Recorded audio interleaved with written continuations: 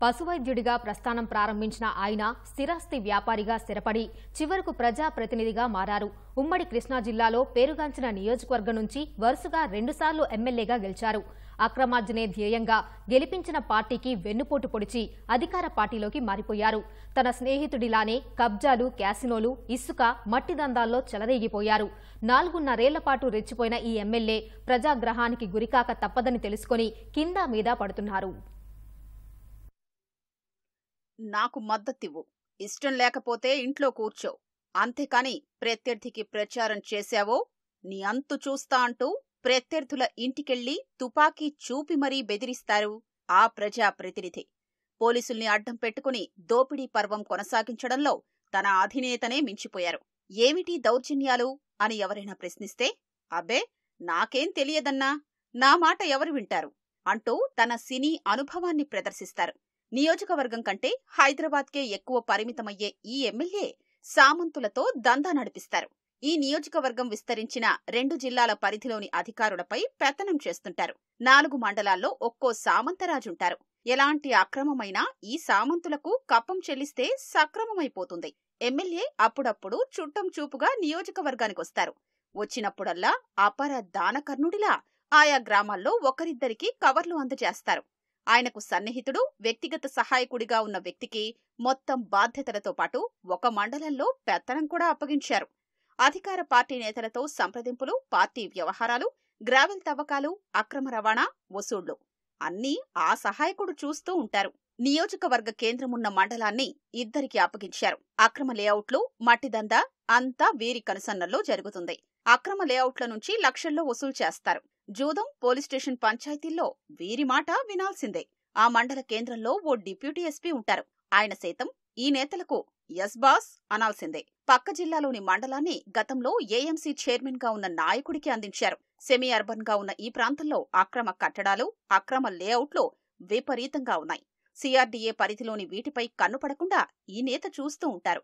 బదులుగా భారీగా వసూలు చేస్తుంటారు. సైకిల్ జోరు ఉన్న ఈ గ్రామాల్లో కవ్వింపులు, దాడులకు పాల్పడ్డం నిత్యకృత్యమైంది.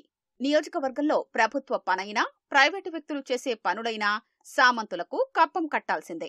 లేకుంటే కొర్రీలు వేసి అడ్డుపుల్ల వేస్తూ ఉంటారు. ఓ ప్రముఖ నిర్మాణ సంస్థ తమ ఆధ్వర్యంలో చేపట్టిన రహదారుల నిర్మాణం కోసం సొంతంగా గ్రావెల్ తవ్వకాలు సాగిస్తుంటే వారిని భయపెట్టి అనుకున్న మొత్తాన్ని రాబట్టుకున్నారు. నియోజకవర్గంలోని 3 పారిశ్రామిక వాడల్లో మౌలిక వసతుల పనులు చేసే గుత్తేదార్లను, పరిశ్రమల నిర్వాహకులను బెదిరించి వసూళ్ల దందాకు పాల్పడ్డారు. భారీ స్థాయిలో అపార్ట్మెంట్ల నిర్మాణం చేపట్టిన 2 ప్రైవేటు సంస్థల విభేదాల్ని తమకు అనుకూలంగా మలుచుకుని వాటిల్లో పాగా వేశారు. గ్రామ పంచాయతీలో నిధులతో నీటి, డ్రైనేజీ సౌకర్యం కల్పిస్తామని భారీగా వసూలు చేశారు. నియోజకవర్గంలో కొండలన్నింటికీ గుండు కొట్టించి 100 కోట్ల విలువైన కంకర తవ్వించారు. అనుమతి గోరంతా, తవ్వకం కొండంతా అన్నట్లు సాగిందా వ్యవహారం. జగనన్న కాలనీల పేరిట మరో దందా. లేఅవుట్ వేయడం, కొండ ప్రాంతాల్లో లేఅవుట్ల చదును పేరుతో మట్టి తవ్వకాలు సాగించారు. ఇది ఎంతగా అంటే ఇక్కడి ఆదాయంపై కడప జిల్లా గుత్తేదారు కన్నుపడింది. ఆ గుత్తేదారు ఓ ఎంపీ సిఫార్సుతో జగనన్న లేఅవుట్లకు ఇక్కడ్నుంచే మట్టి తరలించేలా కాంట్రాక్టు తీసుకున్నారు. ఇంతటితో ఈ నియోజకవర్గ ప్రజా ప్రతినిధి అక్రమాలు ఆగలేదు. తన మిత్ర బృందాన్ని ఈ కొండల మీద వాలనిచ్చారు.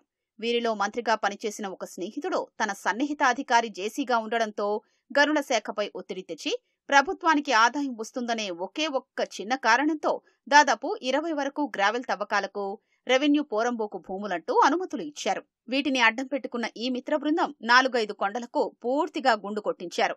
కోట్ల ఘనపు మీటర్ల మట్టిని జాతీయ రహదారుల ప్రాజెక్టులకు, ప్రైవేటు లేఅవుట్లకు తరలించారు.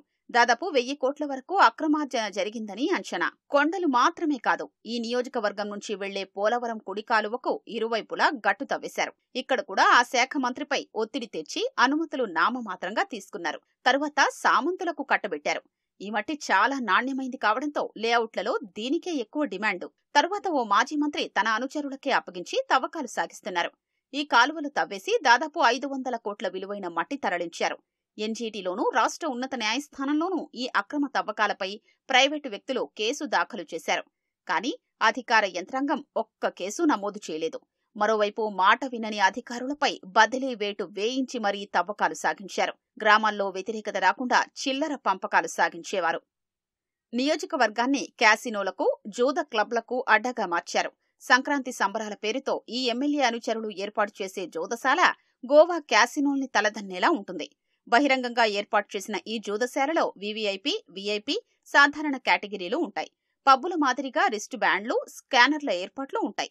భారీ ఎత్తున ఏర్పాటు చేసి 4-5 రోజులు కోట్లలో వ్యాపారం సాగిస్తారు. మందు విందో సరే సరి. దక్షిణ భారత కమ్యూనిస్టు నిర్మాతగా పేరుగాంచిన ఓ ఆదర్శ నాయకుడు ప్రాతినిధ్యం వహించిన నియోజకవర్గాన్ని జూదం, కోడిపందాలు, క్యాసినోలకు శాశ్వత అడ్డగా మార్చేసిన ఘనత ఈ ఎమ్మెల్యేకే దక్కింది. ఏడాది పొడవునా నియోజకవర్గంలో జూదం, కోడిపందాల శిబిరాలు జరుగుతూనే ఉంటాయి. ఇందుకోసం నిర్వాహకులు రోజుకు ఇంత చొప్పున భారీగా వసూలు చేస్తూ ఉంటారు. వివాదాస్పద ప్రభుత్వ భూములు, చెరువుల్ని ఎమ్మెల్యే పేరు చెప్పి సామంతులు కబ్జా చేశారు. అడ్డదిడ్డంగా ప్రైవేటు వెంచర్లకు దగ్గరుండి రోడ్లేయించారు. కాముడి చెరువు పేరుతో ఉన్న నీటి వనరుల్ని కబ్జా చేసి ఏకంగా పంట సాగు చేస్తున్నారు. దీనిపై కొంతమంది ఫిర్యాదు చేసినా రికార్డుల్నే తారుమారు చేశారు. రెవెన్యూ శాఖ వత్తాసు పలికింది. చివరకు లోకాయుక్తకు ఫిర్యాదు అందింది. అక్కడ ఎకరం 10 కోట్ల పైమాటే, అంటే దాదాపు 100 కోట్ల ఆస్తి. నియోజకవర్గ కేంద్రంలో భూములు సైతం కబ్జా చేశారు. ప్రైవేటు విల్లాల కోసం చెరువు మధ్యలో నుంచి రోడ్డు వేయించారు. ఆ ప్రైవేటు విల్లాలకు భారీగా విలువ పెరిగింది. జాతీయ రహదారికి దగ్గర మార్గమైంది. బదులుగా కోట్లలోనే చేతులు మారాయి. ప్రైవేటు వివాదాస్పద భూముల పంచాయతీల్ని నిర్వహించి భారీగా దండుకున్నారు. దారికి రాకపోతే పోలీసులతోనే కిడ్నాప్ చేయించి ఒత్తిడి చేయించేవారు. జిల్లా కేంద్రానికి సమీపంలో పలు వెంచర్లు వెలిశాయి. ఇవన్నీ ఆయన నియోజకవర్గ పరిధిలో ఉన్నాయి. వీటికి సిఆర్డీఏ అనుమతులు కావాలన్నా సామంతులకు కప్పం చెల్లించాల్సిందే. కొంత భూమి ధారాదత్తం చెయ్యాల్సిందే. పోలీసుల్ని అడ్డం పెట్టుకుని దాడులు, దౌర్జన్యాలు చేయడం పరిపాటైంది. తెలుగుదేశం నేతలు మౌనంగా ఉన్నా కవ్వించి మరీ ఘర్షణలకు పాల్పడేవారు. పోలీసులతో దగ్గరుండి మరీ కేసులు పెట్టించి భయభ్రాంతులకు గురిచేసి పార్టీ మారేలా చేయడం ఆయన శైలి. ఓ మాజీ ఎంపీపీ చేపల చెరువును ధ్వంసం చేయడంతో ఈ తరహా దాడులకు తెరలేపారు. గత ఎన్నికల్లో తనకు ప్రధాన ఎన్నికల ఏజెంటుగా వ్యవహరించిన నాయకుడి కుటుంబానికి డి పట్టాగా లభించిన భూమిలో నిర్మాణాలు ధ్వంసం చేయించి సదరు భూమి మొత్తం ప్రభుత్వానిదే అని బోర్డులు పెట్టించారు. మరో మండలంలో ఓ నాయకుడు పోరంపోకు స్థలాన్ని వేరే వ్యక్తుల దగ్గర కొనుగోలు చేసి ఎరువుల దుకాణం నడుపుతుంటే జేసీబీతో నేలమట్టం చేయించారు. తెలుగుదేశం కార్యాలయంపై దాడి చేసి నాయకుల కార్లు తగలబెట్టి నానా బీభత్సం సృష్టించడానికి కారణమయ్యారు. ఓ యువకుడు తన వైపు చూస్తున్నాడని న్యాయస్థానం ప్రాంగణంలోనే చెంప చెళ్లుమనిపించారు. ఇలాంటి ఘటనలు సర్వసాధారణం.